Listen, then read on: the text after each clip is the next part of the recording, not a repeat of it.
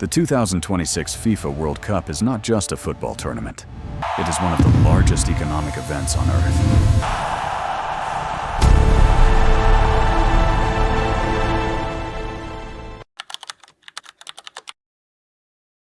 The 2026 FIFA World Cup, which kicked off June 11, will move somewhere between $40 and $50 billion through the global economy over 39 days. That figure includes tourism, hospitality, retail, transport, media, and the secondary markets that form around a tournament of this scale.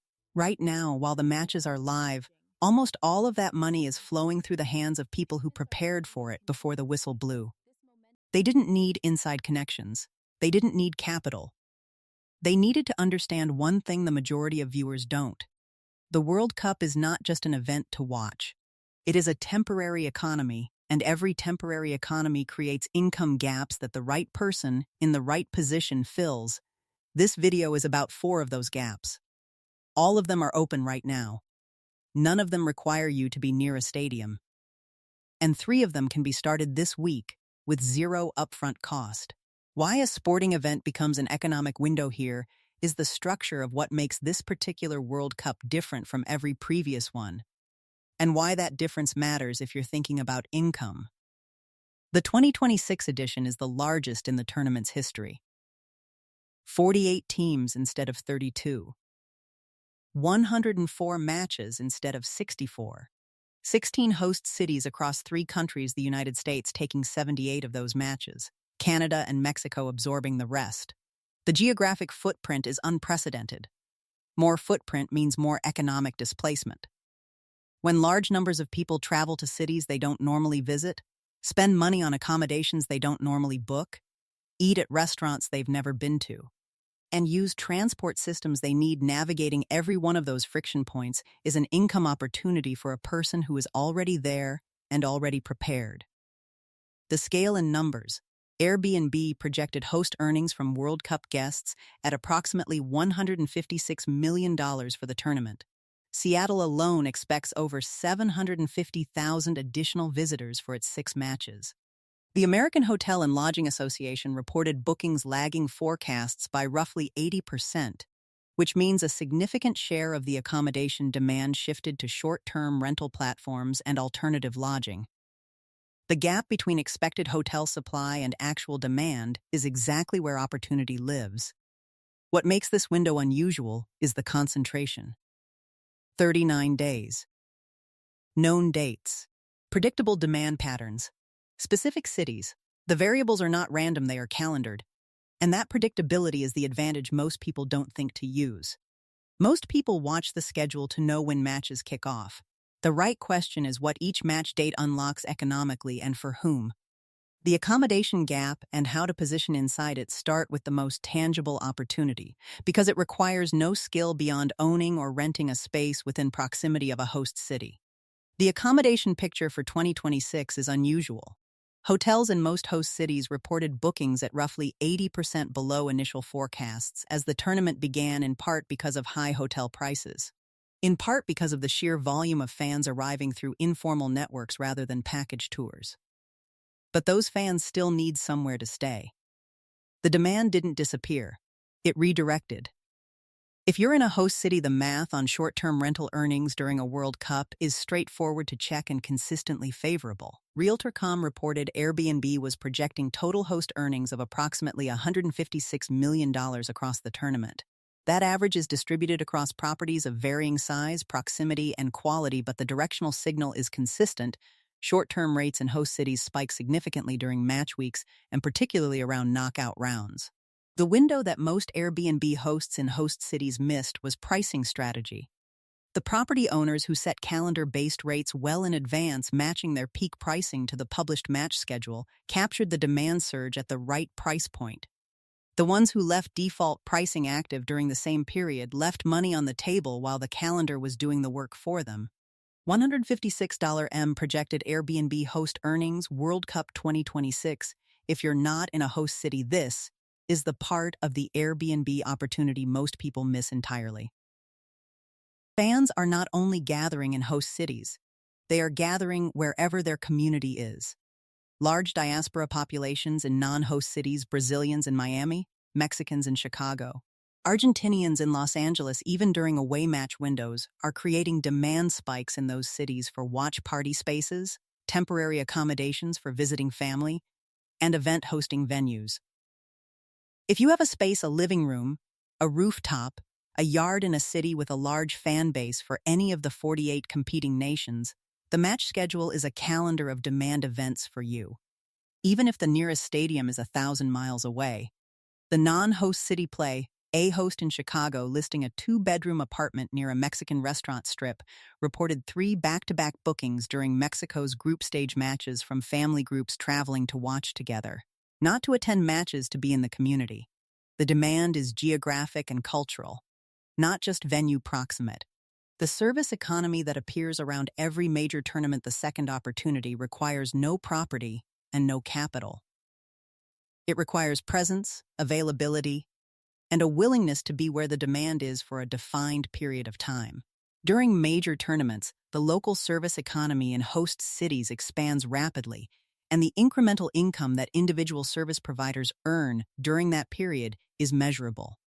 A 2022 analysis of tournament city economies found that individual service providers, ride-share drivers, food vendors, translators, local guides, photography services, earned an average of $4.200 in incremental income during World Cup months.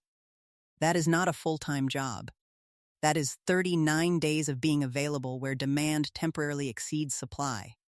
The ride-share match window, ride-share demand in stadium areas spikes in predictable patterns around match times.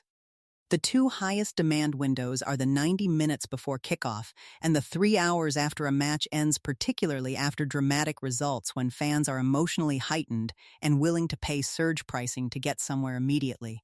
Drivers who position themselves near stadium perimeters during these windows, not the entire match day, just those specific windows, consistently report earnings 2 to 3 times their hourly average. The pattern is the same across every major sporting event. The key variable in 2026 is that there are 78 matches in U.S. cities over 6 weeks. That is 78 separate demand events, each with an identifiable pre-match and post-match surge.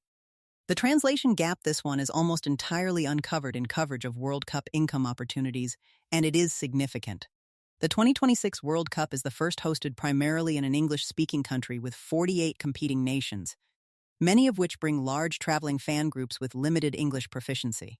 The translation and cultural mediation gap, helping Spanish-speaking Mexican fans navigate U.S. transit systems, helping Japanese fans find specific food options, helping Senegalese fans communicate in emergency situations, is genuine and unmet by any official infrastructure. Platforms like Upwork and Fiverr have seen listings for World Cup translation and guide services appear since January. Bilingual individuals near host cities who offered their services formally through those platforms or through direct listing on experience apps like Airbnb Experiences captured bookings weeks in advance for the tournament window. The supply of qualified bilingual guides in most host cities remains below the probable demand. The search traffic surge and how to position ahead of it when 5 billion people focus on the same thing, search engines become a river of unmet information demand. The 2022 World Cup generated a 400 to 900% spike in YouTube search volume for football-related terms during the tournament month. The 2026 numbers are projected higher because the tournament is hosted in North American time zones, which maximizes English-language audience size during peak viewing hours. Every one of those searches is a person looking for something. Match analysis, goal breakdowns, player profiles, fan travel guides, language guides for visiting fans, betting odds explainers, historical context for newer American audiences encountering World Cup football for the first time. The people who positioned content against those search terms before the tournament began are now collecting that traffic passively while watching the same matches everyone else is watching. The 2026 specific search gaps, because this World Cup has a large first-time American audience, there is a specific category of search demand that did not exist at this scale in 2022. People who genuinely do not understand the rules, the format, or why any of it matters, but want to because the whole country seems to be watching. What is offside? How does the group stage work? Why doesn't the US care about soccer? Best players to watch 2026. These are not football fan searches. They are onboarding searches, people entering a new interest and looking for the simplest possible explanation. That content gap is still partially open and is being searched millions of times daily. The B2B layer, nobody mentions this one, is specifically for people with marketable professional skills: writing, video editing, graphic design, data analysis, social media management, event logistics, photography. The World Cup creates a burst of B2B demand for skilled freelancers that the permanent workforce of sports media, brand marketing, and event management cannot absorb. ZipRecruiter listed dozens of freelance World Cup 2026 roles in the $24 to $55 per hour range as recently as June 2026, positions in sports journalism, event services, content production, and tournament logistics at venues across the 16 host cities. Brands that are not FIFA sponsors are still running World Cup-adjacent campaigns. They need content.